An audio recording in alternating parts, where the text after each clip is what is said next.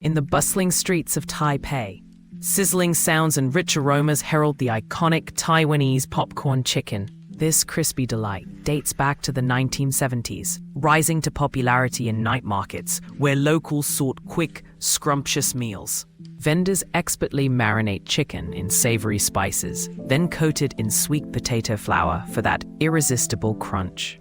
Interviews with passionate street vendors reveal their cherished family recipes passed down through generations, each adding their unique touch. As food lovers indulge in this staple, they savor not just a dish, but a deeper connection to Taiwanese culture and community.